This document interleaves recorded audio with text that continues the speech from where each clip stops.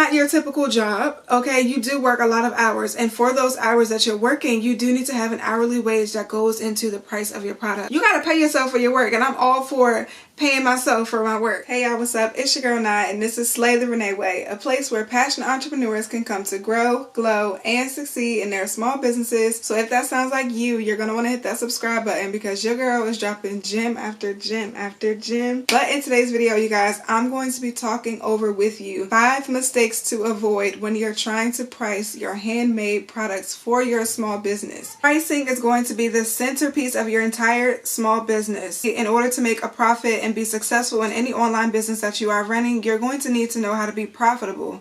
And in order to be profitable, obviously, you have to have a nice profit. But honestly, we're going to talk about all the things that you should avoid when it's time to price your handmade products, because it can be a little bit uncomfortable when you're unsure, and especially when there's a lot of numbers and formulas, calculations, and if you're not a numbers girl or you're not into math like that, it can be very stressful. So I'm going to break everything down that I personally do for my small businesses and tell you guys my experience. Now, I want to preface this video and say there are tons of different ways, multiple different formulas. This is just my experience, my knowledge, and what I have been doing in order to actually make a nice profit while still being affordable and things like that. Okay, so we're going to break this down into 5 different tips or mistakes to avoid in pricing for your handmade business, and then I'll give you guys examples and details along the way. If you're excited for this video, go ahead and right now give this video a thumbs up, subscribe to my channel, and turn on your post notifications so that you don't miss when your girl drops another gem. Let's go ahead and jump right into this video. Number 1 thing to avoid when you're pricing products for your handmade business is using a bad pre-made pricing formula that you got off Google. Hey, I know I'm victim to this, you guys. You go to Google, you type in what is a pricing formula or pricing calculator for my handmade business, or formula for pricing my handmade products. However, you guys, when I figured out that I was doing something so wrong, it kind of gave me a headache, because you're probably going to get a formula that looks something like this. Material cost times 2 equals wholesale price, or wholesale times 2 is going to equal retail price. So I'm sure you guys have seen formulas very similar to these if you just go on Google and you look up handmade products pricing formula or something like that. Those 2 formulas, you guys, are the absolute worst formulas to start with if you have no idea how to get a nice profit for your business. I'll explain. I know that these formulas look very simple. They look easy to understand. They look like you plug in a number here, plug in a number there, multiply it times 2, and bam, you've got your retail price. But the reason why this is a big mistake is we are handmade businesses. A lot of the times we're making things with our hands. We're spending hours creating a product, hours working on said content for whatever, okay? This formula does not include the cost of labor and your fixed cost. Your cost of labor is going to be the time that it took for you to spend to make whatever product it is that you're making. So I strongly recommend avoiding these formulas, because if you spent 10, 12, 14, 15 hours making a product and you're not factoring that into your actual price, you're not going to be making a nice profit, because that should be something that you're being paid for, or that is being charged in your product. So avoid that generic formula. That's number 1. You've probably also seen a formula that looks something similar to this. Time plus material equals cost, or cost times 2 equals wholesale price, wholesale times 2 equals retail price. All of those different formulas, you guys, like I said, I just strongly recommend avoiding doing that so that you don't miss out on making any money. This formula does account for your labor cost, because it's saying time plus materials equals your cost. This formula is still closing its eyes on fixed costs that are associated with making your product. These are known as overhead price, okay? We'll break down overhead price, but you want to make sure that you're factoring in, if you're printing things, for example, you want to make sure that you're factoring in how much it costs to print said product, how much the ink costs, how much does your printer cost. Things like that are going to be fixed costs that also go into making your product. So you don't want to ignore your fixed costs. Okay, I know this is getting a lot, but you definitely don't want to ignore your fixed costs or your overhead costs. Most importantly, you guys, you have to figure out the best and most effective way to come up with the cost for your business or for your product, including your labor and including your overhead. You also need to use a profit multiplicator that reflects the value of your product. Just simply saying times 2, it doesn't cut it for everything. It depends on the value of the product that you're making. Times 2 is very generic. And like I said, while that formula may be something that works for some people, just for all entrepreneurs, I just strongly recommend making sure that you determine what the cost of your products is and use a multiplicator that's going to reflect the value of your product so that you don't miss out on your money. So that brings us into mistake number 2, which is to not accurately determine the cost. So since those 2 formulas that I just gave you guys in tip number 1 are actually not very helpful, so what do you do when it's time to actually determine the cost of your product? A good formula for costing your handmade products is going to be time plus material plus overhead equals cost of creation. This way you're making sure that you include the time that it took for you to actually create the product, the material that you needed to create the product, and any overhead costs that go into creating that product. All of these things need to be accounted for when it's time to come up with the cost of creation. This will cover the cost of all your raw materials. Say you're in a jewelry-based business, the cost of your raw materials are going to include things like wiring, string, beads, jewels, things like that. Those are your raw materials. If you're in a cosmetic business, your raw materials are going to be your shea butters, your oils, your lip glosses, anything that is a raw material that is used to create your product. So your labor and your time, this is the time spent creating the product. Basically, it's like your hourly wage. If you were working a 9-to-5 job, this will already be determined for you. You hire at a new job, they tell you, okay, you're making $15 an hour. That's what we figure the amount of work that you're doing is worth. So as an entrepreneur, you guys, we work a lot. Like, though it's not your typical job, okay, you do work a lot of hours. And for those hours that you're working, you do need to have an hourly wage that goes into the price of your product. You got to pay yourself for your work. And I'm all for paying myself for my work. This also will guarantee that you're able to actually scale your business. If you're not paying yourself, not only are you missing out on money, but when it's time to hire someone, you won't necessarily have those funds to be able to hire someone when you do grow, because you don't have a pay. You don't pay yourself. You don't allot money for you to take out, for you to have your own check at the end of your quarter or whatever, how often you pay yourself. So then lastly, your overhead is pretty simple. These are the expenses that you have to pay each month to be able to create those products. So for example, this could include your rent. This could include your insurance.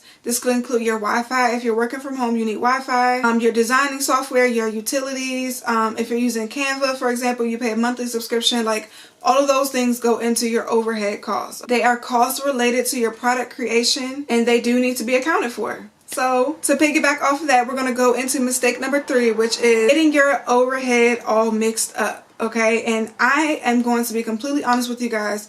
Overhead costs and all of those different things was something that completely overwhelmed me. I didn't realize there were so many things that I was just doing incorrectly because I was unaware of what overhead costs actually were. It was a lot. So I'm going to break down overhead costs for you guys, because some people will tell you like you need to add your marketing, or you need to add your website design, you need to add all those different things into your overhead costs. And the reason why that is not the proper way to look at it is because your overhead costs should only account for expenses that you actually are using to create the product. Your website, your marketing, those are not things that actually go into you creating your product. Those are your marketing. Those are things that help you run your business. And yes, you are paying for those things, but you shouldn't be charging your customer to market for your marketing, or you shouldn't be charging your customer for your website maintenance and things like that. That is a completely separate area of expenses that you will need to make sure that you're reinvesting into your business. When you do start to get sales revenue, you want to make sure you're taking a portion of your sales to reinvest into marketing and to make sure that your website is being maintained properly. But those are not things that we want to charge our customer for, because that is something that the business owner should be taken care of. And if you're just starting and you haven't actually started generating your sales revenue yet, those costs should be accounted for in your initial investment. So whatever that initial number that you're saying, okay, I have $100 or I have $200 to start a small business, those website fees and those marketing fees that you want to use, if you do decide to do that, that should be covered in your initial investment. Those are not overhead costs, okay? So now that we cleared that up, let's go on to number 4. Mistake number 4 is not knowing how long it takes to actually create a product. Again, like I'm saying, everything that I'm telling you guys, these are mistakes that I have made. So it is kind of difficult to determine when you're doing your formula and you have to account for the time that your labor costs. How do I figure out how long it takes to do whatever it is that I got to do for my body butters, or make these bracelets, create these custom lash strips and things like that? Like, it's very, very stressful. You definitely don't want to play the guessing game or just be estimating, because now, like I said again, you are going to be inaccurately charging your customer, which means you may or may not be making a nice profit. And again, in order to be successful, you have to be profitable. So what I decided that I was going to do one day is I just ran a little test, okay? Come up with a test with an accurate estimate. Whatever your business is, it does not matter. Create around 5 products and time yourself. Get out your phone and put up your timer and let your timer run. Create 5 products at the normal pace that you would. Try to move as as normal as you would when you're creating your product without your distractions and things like that. And then average the amount of time that it took you. Be careful though. If you are a business owner and this is not a hobby, you cannot be distracted, okay? You cannot be playing with your kids and watching TV and talking on the phone and doing all those type of things and using that as a part of your labor time, okay? You're a business owner. I know that we work from home and it is very hard to kind of get away from certain things. Like if you have children, that's a little bit different, but try to find a block of time where you can be by yourself. If you have to wait until your kids go to sleep or are there at school, time yourself to make 5 products so that way you get an accurate estimate as to what your labor time is. So when you go in to do your cost formula, it's as accurate as it can be. So just make sure that you're in a productive and efficient work environment. I like to close out my room door, or if I'm working in my office, I like to let everybody in the house know, hey, I'm working, give me my 2 hours so that I can actually get done what I need to get done. And sometimes that's what it takes. You have to give yourself specific time blocks to be working as efficiently and effectively as you can. Okay, so that is all that it is for number 4. Let's move on to mistake number 5. Okay, so our final mistake is number 5. You're not using value-based pricing. Remember back in mistake number 1 where I told you guys to avoid using those generic formulas that you get from Google where it will say wholesale price equals cost of creation times 2. Have you ever sat and wondered well, what is that times 2? You're kind of just plugging numbers into this formula because that's what Google says. But what is that times 2? Let me break it down. Times 2 in this formula is going to be your profit multiplicator, a layer of profit to add to the cost of your handmade product. That's going to make sure that each sale actually is generating some revenue. If you don't have this, then you're basically just covering the cost that it took to make your product, which, I mean, okay, that's fine, but you're not making any money. And as an entrepreneur, any small business owner, you actually need to be making some sort of profit. So with this pricing multiplicator of times 2, the problem is that number should be different for every business. And I think I covered this already, but that's a very generic formula. And I feel like your value of your product is going to vary from business to business. And this is something that you should, think about for yourself. And sometimes each product, sometimes each different product that you make will have a different pricing multiplicator based on how much value that product is worth. So like I said, applying this times 2 to your formula is actually pretty dangerous because you could be missing out on money. It's just a big no-no when you're starting your business. You want to go into it being confident in your prices and actually charging what your pricing is worth. So that way when the price go up, you feel confident in saying, hey guys, my price will be X amount of dollars for this amount of time, but the price will be going up because now you've been in your business for a year or 2. You've mastered making this product and okay, it's worth a little bit more money now. I've got good reviews under my belt, whatever the case may be.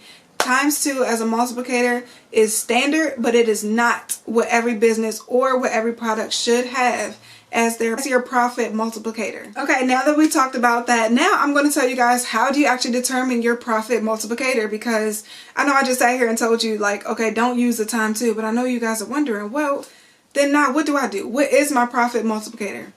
I got y'all, we about to get into it. Okay, so to define your profit multiplicator, you actually need to be using value-based pricing. And value-based pricing is a pricing strategy which sets prices primarily but not exclusively in the value estimated or perceived to the customer. So what that means is you need to understand the value of your product, okay? You absolutely need to know what your product is worth. You need to understand the value that your product is going to provide to your customer.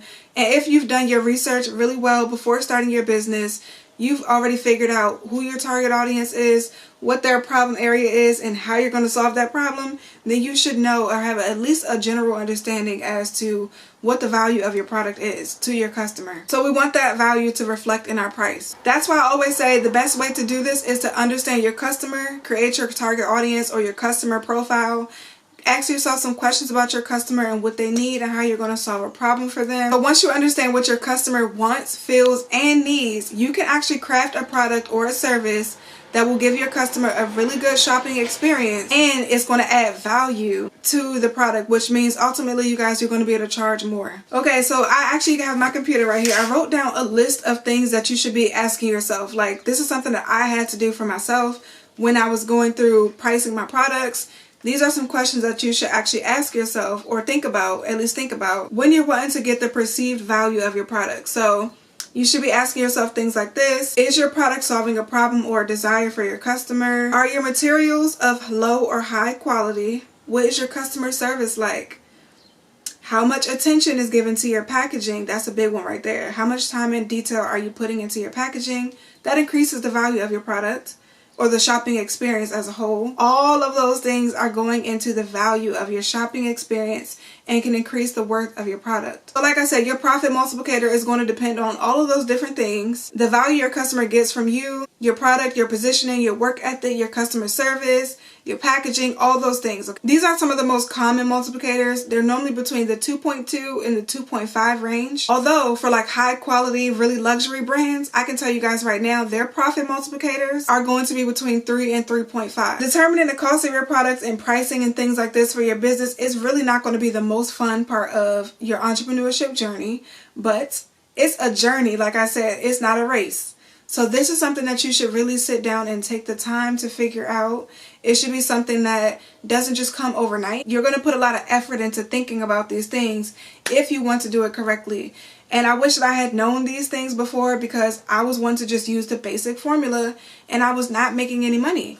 And until I like sat down with myself, looked at my sales, looked at the cost of my materials, looked at everything that goes into my business as a whole, I realized I could have made double what I made in certain areas of my business, or even triple if I had known. So I just want to make it known that this is something that you guys should be taking the time to consider. If you haven't considered it, this is your sign to get you a piece of paper, a notebook, and jot down all of these things that we just talked about and really sit down and think about it. So these are 5 mistakes that you want to avoid when you are thinking about pricing your handmade products. I am going to have a part 2 and a part 3 of this video. This is part 1 where we're talking about mistakes to avoid, but part 2 I'm going to be showing you guys how we can actually use a Google Sheets, is which I use, or an Excel spreadsheet, to actually come up with a good pricing formula and have all of your numbers plugged in, have the formula automatically calculate things for you, and just show you like a more realistic example of how these numbers look and how to keep them organized. Because I will be real, it's a lot of work. But I did want to go ahead and preface my part 1 of this series with telling you guys things to avoid or things to think about when you are starting to make up the prices for your product. I know you guys are probably going to have a ton of questions, and I need that. Please, please, please use the comment section down below, you guys. Ask me any question that you may have. Ask me any questions that you guys may have around pricing the products for your handmade business. It doesn't matter what you sell. If you have an online business, this video series will be for you. So please, you guys, do not ignore the comment section. I will respond to your comment. Even if I don't respond to it, I'll jot down all those questions and we'll answer them in the next parts of this series, okay? Well, that pretty much wraps up this video, you guys. Thank you guys so much for watching all the way through to the end.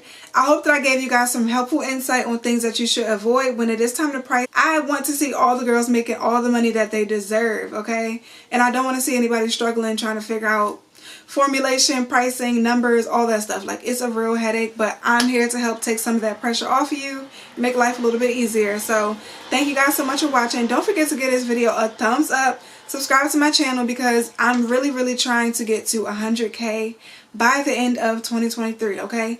Manifesting. By the end of 2023, I will have 100,000 of my boss babes coming along with me to grow their businesses. And every time you guys like, comment, share, subscribe, it really helps my channel. So don't forget to do that, okay? But anyway, I'll see you guys in Friday's video. Thank you guys so much. Love y'all. Peace.